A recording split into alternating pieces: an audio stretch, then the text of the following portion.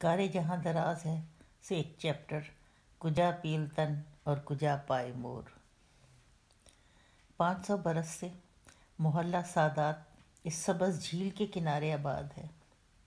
500 برس سے افق پر بکھری ہوئی شعلہ کی پہاڑیاں چاند اور سورج کے سفر کے ساتھ ساتھ صبح سے شام تک طرح طرح کے رنگ بدلتی رہتی ہیں۔ کاسنی، گلابی، سبز، زرد، خاکی، لاجوردی، سیاہ۔ سطح سمندر سے 800 فٹ بلندی پر بسا ہوا قصبہ نہٹور، خوشگوار اور خوش منظر قصبہ ہے۔ جھیل کے کنارے بانس کے جھنڈ سرسراتے ہیں، سطح آب پر سنگھاڑے اور کنول اور نیلوفر پھیلے ہیں۔ ایک طرف ڈونگی بندھی ہے، گرمی میں بچے یہاں پیراکی اور غوطہ زنی کا مقابلہ کرتے ہیں۔ ایک سرے پہ مغل طرز تعمیر کا اونچا پھاٹک استادہ ہے۔ جھیل جوڑی کہلاتی ہے۔ اس کے کنارے آخوند امام بخش نے ایک پلکھن بوئی تھی، سو اب وہ چھتنار ہو چکی۔ اس پلکھن کے نیچے باراتیں آ کر اتریں، بیٹیاں ودا ہوئیں، باراتیں چڑھیں، بہوؤں کے ڈولے لا کر اتارے گئے۔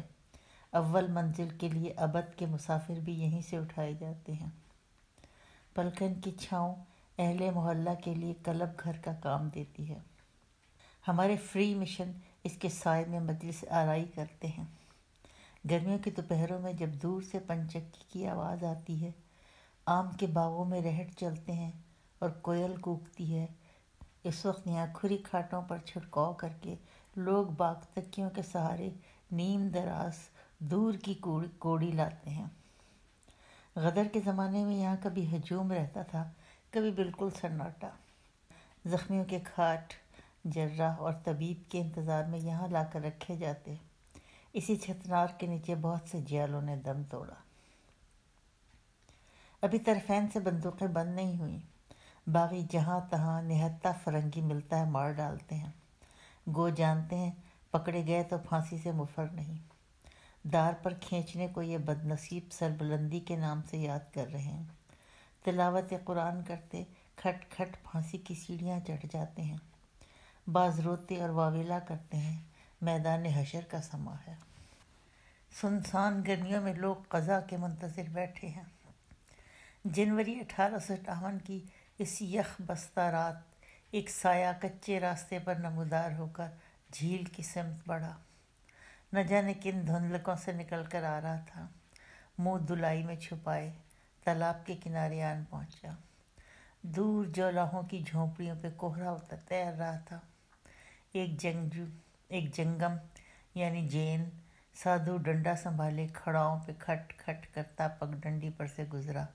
چند لمحوں میں صبح ہو جائے گی۔ بنجارا چاند جو رات بھر اونچے پھاٹک کے اوپر منڈلاتا رہا تھا، پھیکا پڑ کر اچانک غائب ہو چکا تھا، جیسے ہوا کے سرد جھونکے سے شہر نشیں پر آویزاں قندیل بجھ جائے۔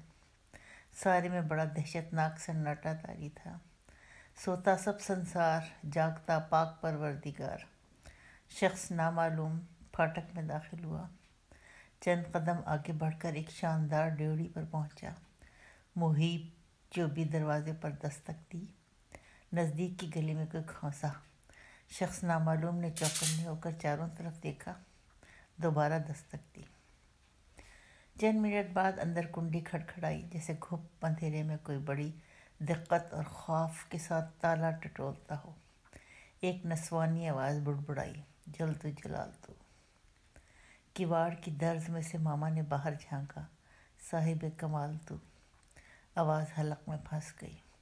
1.5 سال سے بمشکل کوئی رات ایسی جاتی تھی جب مصیبت، تباہی، موت طرح طرح کے بھیس بدلے سامنے نہ کھڑی ہو۔ آئی بلا کو۔ تحصیلدار صاحب ہیں؟ اجنبی نے سرگوشی میں پوچھا۔ ٹالتو۔ بڑی بی، اے بڑی بی، نوبارت کی آواز میں ایسی لجاجت تھی کہ بڑھیا کا دل لرز گیا۔ کون ہو میاں؟ کلکٹر صاحب کا ہرکارہ ہوں گا اور کون، بجنور سے آیا ہوں سیدھا۔ ماما کو یقین نہ آیا۔ بڑی بی، تم گلشن تو نہ ہو؟ اصیل خاموش رہی۔ اللہ جانے کس جھاڑو پیٹھے سکھ فرنگی نے بھیجا ہے، یا باغیوں کا جاسوس ہوگا۔ ارے نیک بخت، باہر پالا پڑ رہا ہے، میں تحصیلدار صاحب کے لیے پروانہ لایا ہوں۔ دروازہ تو کھولیو ذرا، تحصیلدار صاحب ہیں گے اندر؟ مجھے معلوم ہی نہ بھئیے، میں تو جوڑی پار سے کل ہی آئی، ماما صفا جھوٹ بول رہی تھی۔ اجنبی کو یک لخت طیش آ گیا، بندوق کی نال کیواڑ پر ٹکا کر بولا، تالا کھولو سیدھی طرح۔ یا علی مدد، ماما نے دہل کر فوراً تالا کھول دیا۔ نوبارت نے کیواڑ زور سے دھکیلا اور ڈیوڑی کے اندر داخل ہوا۔ بوڑھی اصیل گرتی پڑتی سرپٹ صحن کی طرف بھاگی۔ اجنبی نے کنڈی چڑھائی، دروازہ مقفل کیا اور ڈیوڑی کے ایک کونے میں دبک کر اکڑوں بیٹھ گیا۔ دیوار کی دوسری جانب مویشی خانہ اور استبل تھا۔ بھوسے کی مہک سے اجنبی کو چھینک آ گئی، گھبرا کر چہرہ گھٹنوں میں چھپا لی اور آیت الکرسی شروع کری۔ کچھ دیر بعد بندوق اٹھائے، کنٹوپ اور دگلا پہنے، لالٹین ہاتھ میں لیے، تحصیلدار صاحب ڈیوڑی کے اندرونی دروازے میں آ کر جھانکے۔ گرجہ دار آواز میں پوچھا، کون ہے؟ ہینڈز اپ۔ دونوں نالی بندوق اجنبی کے رخ کر دی۔ شخص نامعلوم اپنی بندوق ایک طرف پھینک کر بھوسے کے ڈیر پر سے اٹھا، آہستہ سے بولا، السلام علیکم بھائی جان۔ میر بندے علی نے ہکا بکا ہو کر اسے سر سے پاؤں تک دیکھا۔ کچھ سمجھ میں نہ آیا۔ یہ خستہ حال، پھٹے جوتے پہنے، گردآلود قزاقوں کی طرح منہ پر ڈھاٹا باندھے، مفرور قیدی سا، پیاسا دلارا نازوں میں پلا بھائی احمد علی۔ وفور مسرت اور غم سے آنکھوں میں آنسو آ گئے، گلا رند گیا۔ یا الہی خیر کیجیے، جانے غریب پر کیا بپتا پڑی۔ ہمیشہ کا خود سر، ضدی، خود رائے، کالوں کے غدر میں بھی یہ سر پھرا جا کے باغیوں میں مل گیا تھا۔ خبر آئی تھی کہ دلی میں مارا گیا۔ اللہ تیرا لاکھ لاکھ احسان کہ زندہ ہے، اگر وہی ہے۔ بھائی جان، اجنبی نے مضبوط آواز میں دھیرے سے کہا، ہم آپ کو ایک خوشخبری سنانے آئے ہیں۔ کیا؟ سامنے آ کر بات کرو، ڈپٹ کر کہا۔ لالٹین اونچی کر دی، باغیوں کا جاسوس بھی ہو سکتا ہے۔ ہم کو سزائے موت مل چکی ہے، جام شہادت پینے والے ہیں ہم۔ اجنبی نے لوئی منہ سے پرے ہٹا کر روبرو آتے ہوئے کہا۔ میر بندے علی کو چکر سا آ گیا، کیواڑ کا سہارا لیا، آنکھیں پھاڑ کر دیکھا، وہی ہے، ہمیشہ کی طرح ہنسمکھ بشاش۔ پہلے خیال آیا حسب عادت لطیفہ سنا رہا ہے، پھر حلیے پر نظر ڈالی، پھانسی کا حلقہ آنکھوں کے سامنے کوند گیا۔ نیچے نظر گئی، ایک موٹے رسے کا ڈھیر حلقے کی صورت بھوسے کے انبار پر قدموں میں پڑا تھا۔ آنکھوں کے سامنے اندھیرا چھا گیا۔ اب تک 28 باغیوں کو پھانسی لگ چکی تھی، حلق سے آواز نہیں نکلی۔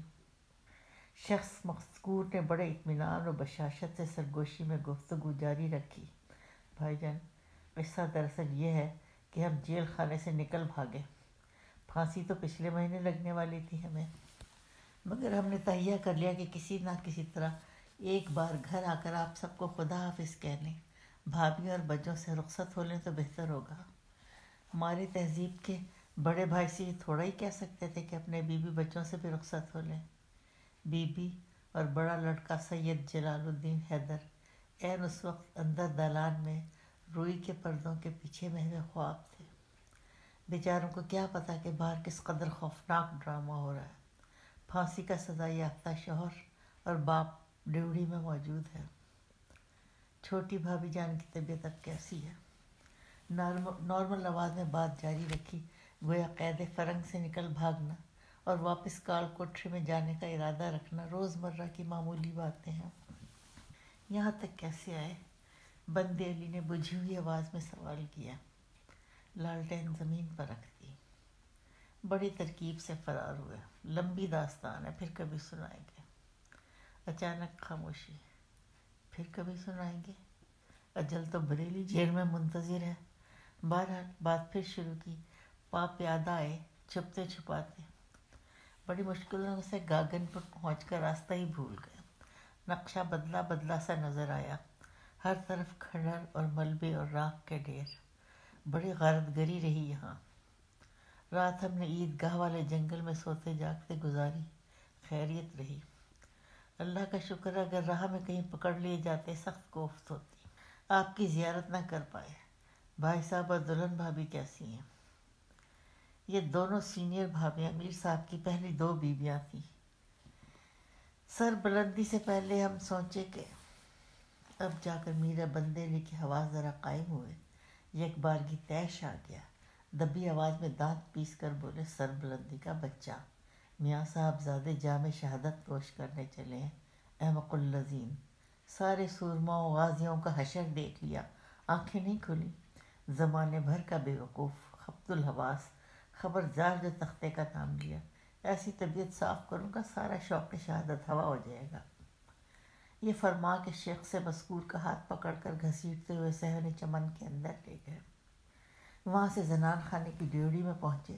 چاروں طرف دیکھا، پوپ ہٹ رہی تھی۔ انار، امرود اور یوکلپٹس کے درخت صبح کی ہوا میں سرسرائے۔ سفید مرغ مرغی خانے کی چھت پر پہنچ چکے تھے۔ شاگرد پیشے میں کھٹر پٹر شروع ہو گئی تھی۔ اندر باورچی خانے میں صاحب میم لوگ کے ناشتے کی تیاری کے لیے چولہا ابھی سے سلگ گیا تھا۔ یا مظہر العجائب، یہ صاحب میم لوگ کون؟ معزز ناظرین، انتظار کیجیے، صبر سے کام لیجیے۔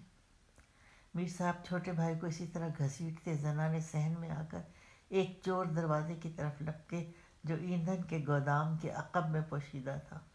دروازہ کھولا، نیچے ایک دم تاریک غار کی مانند زینہ تھا۔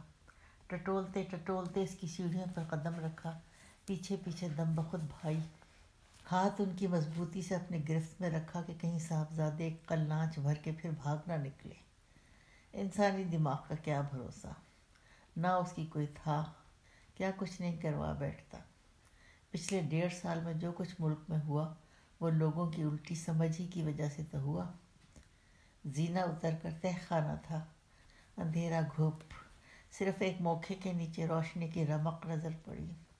وہیں ٹوٹی کھاٹ پڑی تھی، اس پر صاحبزادے کو بٹھال دیا۔ فوراً اوپر آئے، باہر پہنچ کر دروازہ بند کیا، کنڈی چڑھائی، تالا ڈالا، مرغی کا ایک ٹاپا کھینچ کر دروازے کے آگے لگا دیا۔ ہاتھوں میں مٹی لگ گئی تھی، اسے نفاست سے جھاڑتے ہوئے صحن کی طرف بڑھے۔ حوض کے کنارے گلے عباس کی جھاڑیاں تھیں، پودوں کے پیچھے ایک اندھا نیلے شیشوں والا روشن دان نظر آتا تھا۔ اس کے پٹ کو ذرا سی جنبش تھی، 2 نیلی ہراساں اور بے رونق آنکھوں نے باہر جھانکا، سنہرے بال ذرا سے جھلملائے۔ میر صاحب نے حمام میں سے لوٹا بھر کے حوض کی منڈیر پر رکھا، روشن دان کی طرف جھکے، بشاش آواز میں آہستہ سے کہا، good morning Mr Carlton. Good morning to you Mir صاحب، انہوں نے نحیف آواز۔ Don't worry Mrs Carlton, God is great, everything all right. پٹ بند ہو گیا۔ میر صاحب نے منڈیر پر بیٹھ کے وضو کیا، دالان میں پہنچے، نماز کے تخت پر جا کھڑے ہوئے، نیت باندھی۔ اس وقت تک نماز فجر کے لیے گھر بھر جاگ چکا تھا۔ میر صاحب کی چوتھی سب سے کم عمر سرحدی بی بی سیدہ مریم خاتون تخت کے پاس سے گزری تو حیرت سے دیکھا، میاں سجدے میں پڑے زار و قطار رو رہے ہیں۔ مریم خاتون نے دوسرے تخت پر مصلے بچھا کر نماز ادا کی، خاموشی سے باورچی خانے کی طرف گئیں، مہمانوں کے لیے اپنے سامنے ناشتہ تیار کروایا، خاگینہ، پراٹھے، پھل، گاجر کا حلوہ، ربڑی۔ مسٹر کارلٹن تو نہاری تک ذوق و شوق سے کھانے لگے تھے۔ دھوپ نکلی، گلشن کی لڑکی گل چمن سینی سجا کر اٹھلاتی دالان کے سمت چلی۔ چبوترے کی سیڑھیوں کے نیچے بڑے تہ خانے کا دروازہ تھا۔ یہ تہ خانہ موسم گرما میں خس خانے میں تبدیل کر دیا جاتا تھا۔ گل چمن نے دروازہ کھٹکھٹایا، نیچے اتری۔ وہ تینوں اپنی اپنی چارپائیوں پر چپ بیٹھے تھے۔ دونوں میموں کا سر جھاڑ، منہ پھاڑ، حواس باختہ معمر مرد نسبتاً مطمئن نظر آتا تھا۔ جھانسی سے جب ایام غدر میں میر بندے علی اپنی بیوی کو ہمراہ لے کر وطن آئے، راستے میں گنگا پار کے باغیوں نے اس انگریز کنبے کو گھیر لیا تھا، مارے ڈال رہے تھے۔ عین اس وقت پر میر صاحب نے جان پر کھیل کر انہیں بچایا، اپنی بیل گاڑی میں پردے کے اندر چھپا کر نہٹور لائے۔ جب سے یہ لوگ تہ خانے میں پناہ گزین تھے۔ آفرین ہے میر صاحب کی ذہانت اور ڈپلومیسی پر کہ اتنا بڑا طوفان آ کر گزر گیا۔ نہٹور میں دمدمے بندھے، توپیں چلیں، چودھری اور پٹھانوں کی خانہ جنگی رہی، مگر ان 3 فرنگیوں کے متعلق کسی کو کان و کان خبر نہ ہوئی۔ نماز کے تخت پر میر صاحب اب بیٹھے قرآن شریف پڑھ رہے تھے۔ گل چمن لونڈی کو تہ خانے کی جانب سینی لے جاتے دیکھا۔ تلاوت ختم کر کے فوراً اٹھے، قرآن کو سر آنکھوں سے لگا کر رحل پر رکھا، سلیپر میں پیر ڈال باورچی خانے کی طرف لٹ کے بی بی مریم خاتون پٹرے پر بیٹھی دونوں بڑی سوکنوں اور ان کی اولاد کے لیے ناشتے کی سینیاں سجا رہی تھیں۔ جھانسی سے آتے ہی سب کا دل ہاتھ میں لے لیا، سارا کنبہ ان کے حسن و اخلاق کے گن گاتا تھا۔ میر بندے علی قریب جا کر جھکے، کان میں کہا، سنیے، ایک اور پناہ گزین دوسرے تہ خانے میں موجود ہے، اس کا ناشتہ ہمیں دے دیجیے، ہم خود لے جائیں گے۔ ایک اور فرنگی؟ جی ہاں، بیچارہ کئی دن کا بھوکا پیاسا معلوم ہوتا ہے، لائیے جلدی کیجیے۔ عورت سے ہمیشہ راز چھپانا چاہیے، عورت کے پیٹ میں بات نہیں پچتی۔ مریم خاتون نے فرما برداری سے ایک اور سینی سجائی، گرم گرم یخنی کا پیالہ ساتھ رکھا۔ میر صاحب نے کشتی اٹھائی اور چور دروازے کی طرف روانہ ہوئے۔ اپریل کے مہینے میں ہنگامہ فر ہوا، امن قائم ہوئے 3-4 دن ہی گزرے تھے کہ جلاد نے زندان کے دروازے پر دستک دی۔ وہ ابھی نور ظہور کا وقت تھا جب پھاٹک پر گھوڑے ہنن آئے۔ کھگرا پلٹن یعنی ہائی لینڈوز کے 2 گورے افسر سنگینے چڑھائے ڈیوڑی پر آ پہنچے۔ ان میں سے ایک نے انتہائی درشتے سے کہا، کوئی ہائے کی آواز لگائی۔ منشی جی زنانہ ڈیوڑی پر گئے، گلشن کے ذریعے میر صاحب کو اطلاع دی۔ میر صاحب نماز فجر سے فارغ ہو چکے تھے، فوراً چوغا پہن دستار باندھی بیرونی ڈیوڑی کے چبوترے پر نمودار ہوئے، صاحب لوگوں کو سلام کیا۔ ایک گورے نے گھوڑے پر بیٹھے بیٹھے ڈپٹ کر پوچھا، ویل میر بندے علی آپ آئے؟ جی حضور۔ آپ نے اپنا مکان پر کسی کو چھپایا ہے؟ جی حضور۔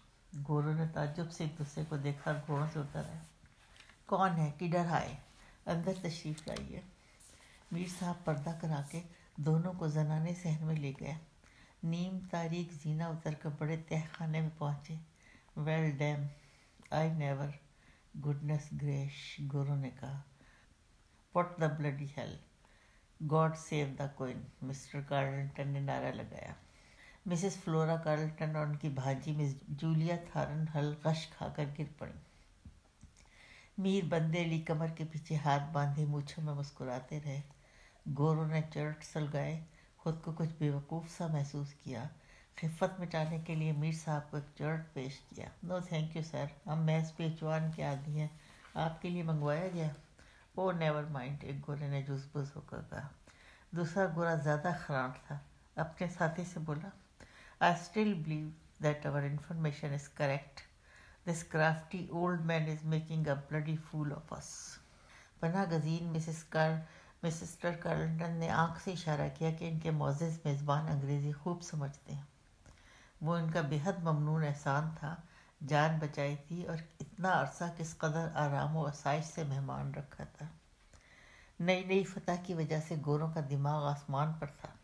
زیادہ بدتمیز گورا میجر میک ڈونلڈ کھاٹ پر بیٹھ گیا۔ میر صاحب کو غور سے دیکھا۔ میر صاحب، ہم آپ کا بہت گریٹفل ہیں۔ پھر ذرا جھنجھلا کر اسی نخوت سے مسٹر کارلٹن کو مخاطب کیا، please tell him we are damn grateful to him. جی ہم سمجھا، لیکن یہ ہمارا ڈیوٹی تھا۔ میر صاحب نے بھی ذرا درشتی سے گورا شاہی اردو میں جواب دیا، فائن، شاباش، اب اپنا دوسرا ڈیوٹی پورا کرنا مانگتا، ایک دم جلدی۔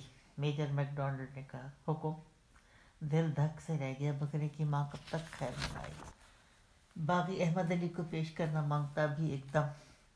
جی صاحب۔ باغی احمد علی جیل سے بھاگا، ادھر چھپ گیا۔ باغی احمد علی؟ میر بندے علی نے دہرایا۔ میجر صاحب بہادر، آپ کو غلط اطلاع ملی ہے۔ باغی احمد علی اگر جیل سے بھاگا تو چنڈی کے جنگلوں میں روپوش ہو گیا یا نیپال فرار ہو گیا ہوگا۔ وہ بے حد ذہین آدمی ہے، چھپنے کے لیے خاص نہٹور کیوں آئے گا جہاں اسے تلاش کرنا سب سے آسان ہے۔ میجر ٹس سے مسنا ہوا، کچی گولیاں نہ کھیلا تھا، نہ وہ سرکاری مخبر ناڑی تھا جس نے دسمبر کی اس شرط شام کے دھندلکے میں کاگون کے کنارے میر احمد علی کو نماز پڑھتے دیکھ لیا تھا۔ جسے بیچارے میر احمد علی مارے تصوف کے خواجہ خضر سمجھے تھے۔